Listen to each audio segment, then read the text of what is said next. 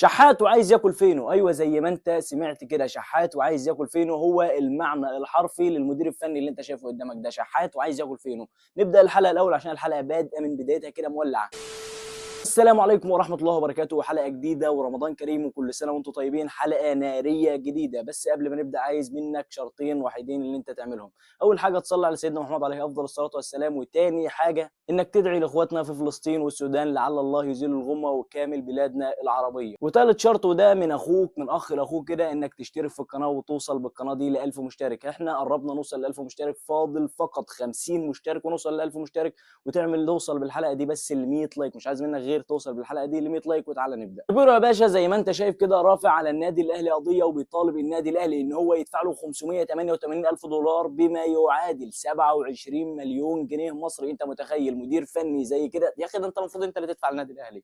النادي الاهلي المفروض انت اللي تدفع له، ان هو جابك ان انت تدرب النادي الاهلي، وده خطا كبير من مين؟ خطا كبير من لجنه التخطيط في النادي الاهلي، ان هي جابت مدير فني سيء زي ده ويجي على النادي الاهلي ويشرط ويرفع قضيه على النادي الاهلي. انت متخيل يرفع قضيه على النادي الاهلي؟ انت سمعت فين قبل كده ان النادي الاهلي اترفع عليه قضيه اصلا؟ سمعت فين؟ ولما يترفع منه قضيه ما يترفعش عن واحد عدل، يترفع من خوسيه بيرو اللي جه دمر النادي الاهلي، وقع النادي الاهلي بدنيا، وقع النادي الاهلي نفسيا، خسرنا في كاس العالم للانديه حوالي مباراتين، وتعادل مباراه هي المباراه الوحيده اللي تعادلها امام بورتو في اسهل مجموعه في كاس العالم. لا وفوق ده كله بيطالب النادي الاهلي بمبلغ 588 الف دولار زي ما قلت لك، بما يعادل 27 مليون جنيه مصري تقريبا. لكن زي ما انت شايف كده النادي الاهلي ما اسكتش وقدم طعن للمحكمه الرياضيه ان النادي الاهلي قراره سليم بنسبه 100%. وعايز اقول لك ان النادي الاهلي ما بيخطيش خطوه الا لما يكون النادي الاهلي قراره سليم بنسبه 100%. ما بيخطيش خطوه الا لما النادي الاهلي يكون دارس الخطوه دي بنسبه 100%. فالنادي الاهلي بنسبه مليار في الميه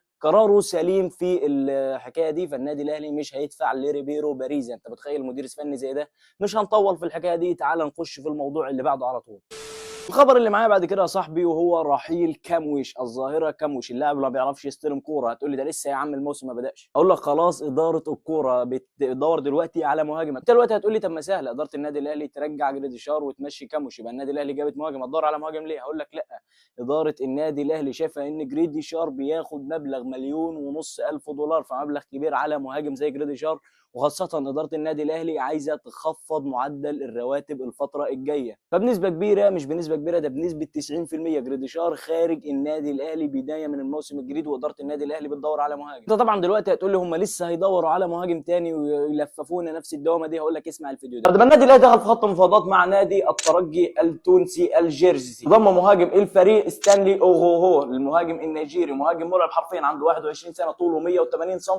المهاجم ده اول ما لعب مع النادي 11 مباراه سجل 5 اهداف، خد 3 رجل المباراه. المهاجم لسه عنده 21 سنه، هيفيد النادي الاهلي طبعا. وغير ده كله اقتناع يستروب بالمهاجم ده مغير كل حاجه. فالنادي الاهلي فعلا هيتعاقد مع المهاجم ده ولا لا؟ وبس يا صاحبي زي ما انت شفت مقطع الشورتس اللي كان قدامك ده بالظبط، انا اللي عامله ومنزله من حوالي شهر، يعني من اول ما الانتقالات بتاع يناير فتحت قلت لك اداره النادي الاهلي دخلت في خط مفاوضات مع ستانلي اوغوهو اللاعب نادي الترجي التونسي الجيرسي. كان مهاجم سفاح، المهاجم يا جدع حرفيا عنده 21 سنه. المهاجم ده النادي الاهلي اللي بيتعاقد معاه وخدوا لحد دلوقتي. اللاعب ده تقريبا ساهم في 5 اهداف في 5 ماتشات، منهم ماتش سجل هاتريك. شفت اداره النادي الاهلي صرفت النظر عن المهاجم ده، راح اداره النادي الاهلي الطرابلسي تعاقدت مع اللاعب ده، واللاعب دلوقتي منفجر معاهم وعنده 21 سنه بس. شوف كان مهاجم سفاح، لو كانوا جابوه مكان نيلسون كامويش كان المهاجم ده هياكل الدوري المصري حرفيا. لكن اداره النادي الاهلي مش فشلت، ده صرفت النظر من عليه عشان تروح تجيب كامويش، وشفت كامويش اللي جابته. شو بقى بعد كده على خبر هيفرح جمهور النادي الاهلي مخصوص، وهو خبر يخص النادي الاهلي ومباراه نادي زد اللي هتكون يوم السبت الساعه 9:30 مساء في يوم السبت الجاي. والخبر ده هو فتح مدرجات الدرجه الثانيه، فتح مدرجات الدرجه الثانيه اللي هي بتكون في وش الكاميرا على طول بتاع التلفزيون. شفت الكاميرا اللي بتصور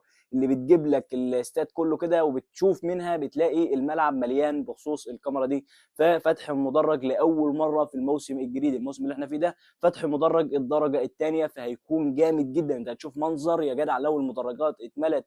مدرج الدرجه الثانيه ده لو اتملى انت هتشوف منظر جامد جدا. وانا واثق في جمهور النادي الاهلي وان شاء الله يعملوا عظمه في مباراه زد الجايه. شوف بعد كده على الخبر الاخير معانا، وهو خبر حسام حسن مدرب منتخب مصر. حسام حسن مدرب منتخب مصر يقرر ضم رسميا حمزه عبد الكريم لاعب نادي برشلونه. حمزه عبد الكريم رسميا هتشوفه في المعسكر الجاي مع منتخب مصر بنسبه كبيره جدا جدا، لو اتحلت المشكله اللي بينه وبين برشلونه، المشكله اللي مش عارف بسببها برشلونه يقيدوا مع الفريق. فلو اتحلت المشكله دي بنسبه 100% هتشوف حمزه عبد الكريم لاول مره مع منتخب مصر الاول. هيكون في معسكر مارس الجاي، هتشوف حمزه عبد الكريم مع منتخب مصر. هو لاعب كبير، ومفروض كابتن حسام حسن اللي هو بيعمله دلوقتي ان هو بيحاول يستغل وبيحاول يخفض معدل الاعمار في المنتخب الفتره الجايه. لحد هنا تكون خلصت حلقتنا، بس حلقتنا لسه ما خلصتش. استناني في حلقه بكره هتكون عن تشكيل مباراه النادي الاهلي وزيد، واخبار برضو كتيره. هتكون حلقه ناريه بكره. استناني بكره، الحلقه هتكون باذن الله الساعه 10 بكره، وممكن تكون الساعه 9.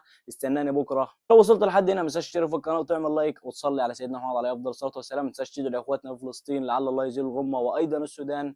اشوفك الحلقه الجايه، السلام عليكم.